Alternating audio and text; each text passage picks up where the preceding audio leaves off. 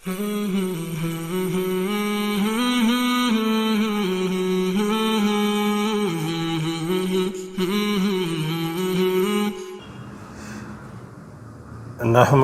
نصلی علی رسولہ الکریم، اما بعد فاعوذ باللہ من الشیطان الرجیم، بسم اللہ الرحمن الرحیم۔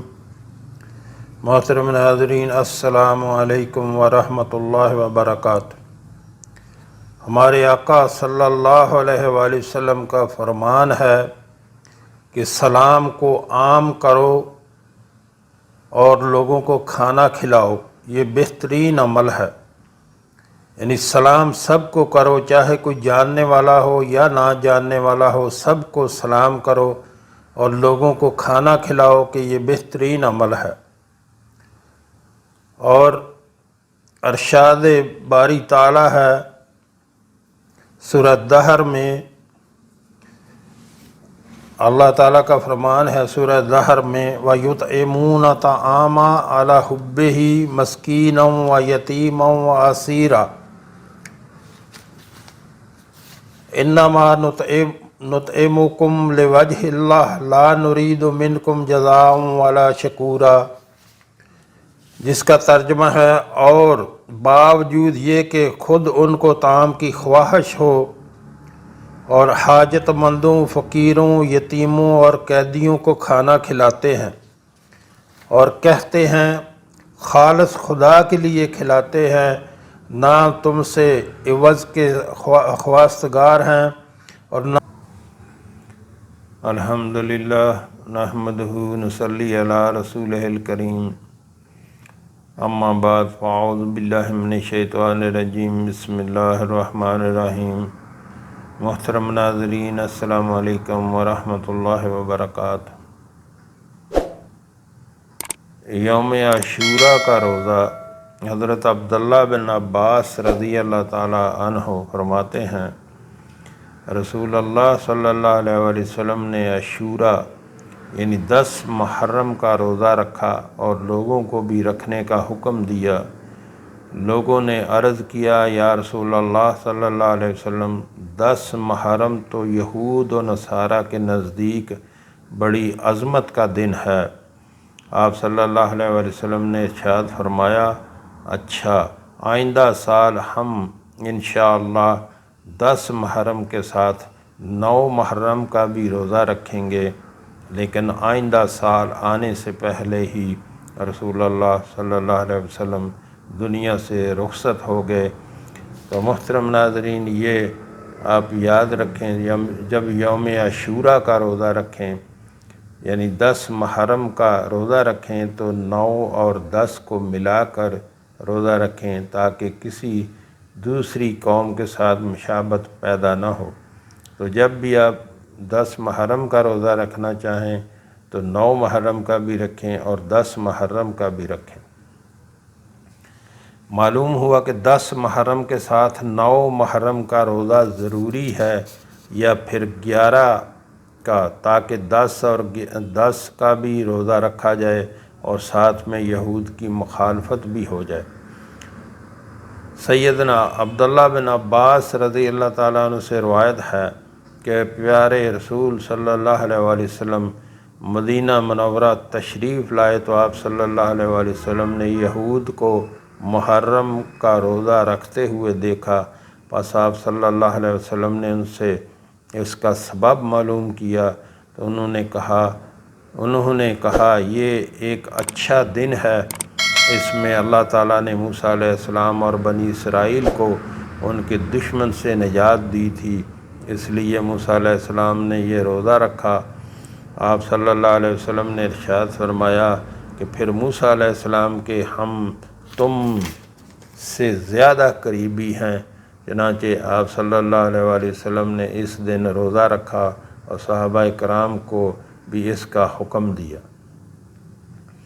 حضرت ابو ہریرہ رضی اللہ تعالیٰ عنہ کہتے ہیں، رسول اللہ صلی اللہ علیہ وسلم نے فرمایا، اللہ کے مہینے رمضان کے بعد سب سے افضل روزے محرم کے روزے ہیں، اور فرض نماز کے بعد سب سے افضل تہجد کی نماز ہے۔ حضرت ابو قتادہ رضی اللہ تعالیٰ عنہ کہتے ہیں رسول اللہ صلی اللہ علیہ وسلم نے ارشاد فرمایا عاشورہ کے روزہ کے بدلے میں اللہ تعالیٰ 1 سال گزشتہ کے گناہ معاف کر دیتے ہیں۔ شعبان کے روزے سیدہ عائشہ رضی اللہ تعالیٰ عنہا سے روایت ہے رسول اللہ صلی اللہ علیہ وسلم جب نفل روزے رکھنے لگتے تو روزے ہی رکھتے جاتے تھے، یہاں تک کہ ہم کہتے کہ آپ صلی اللہ علیہ وسلم روزہ رکھنا چھوڑیں گے ہی نہیں، اور جب روزہ چھوڑ دیتے تو ہم کہتے کہ آپ صلی اللہ علیہ وسلم اب روزہ رکھیں گے ہی نہیں سوائے رمضان کے۔ میں نے رسول اللہ صلی اللہ علیہ وسلم کو کبھی نہیں دیکھا کہ آپ صلی اللہ علیہ وسلم نے مکمل مہینہ روزے رکھے ہوں۔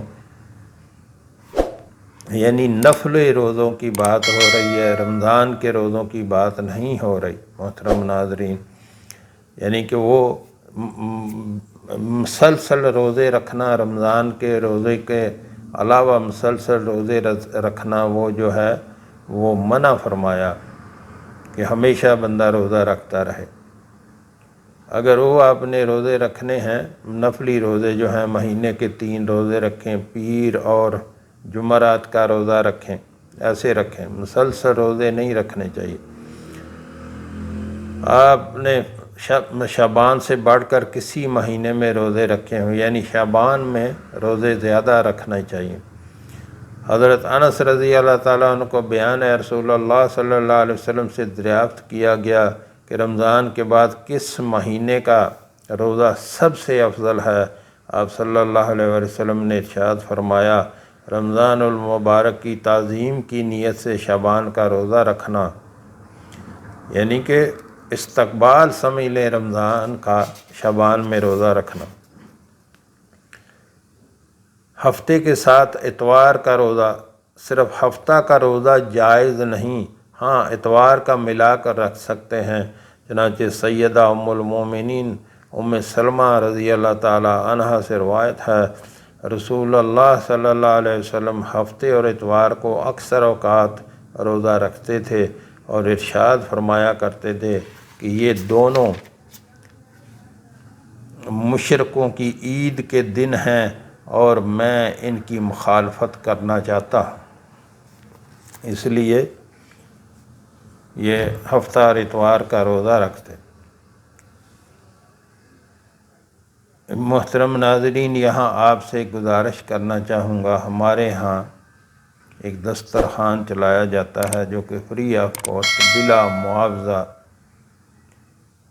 اس میں کوئی بھی کھانا کھا سکتا ہے۔ ہمارے آقا صلی اللہ علیہ وآلہ وسلم کا فرمان ہے کہ سلام کو عام کرو، یعنی سب کو سلام کرو، کوئی جاننے والا ہو یا نہ جاننے والا ہو، سب کو سلام کرو اور لوگوں کو کھانا کھلاؤ۔ لوگوں کو کھانا کھلانا ہمارے کریم رب کا محبوب عمل ہے۔ تو جو ہمارے بہن بھائی ملک میں یا ملک سے باہر رہتے ہیں ان سے گزارش کروں گا کہ آپ بھی اس کار خیر میں اپنا حصہ ضرور ڈالیں۔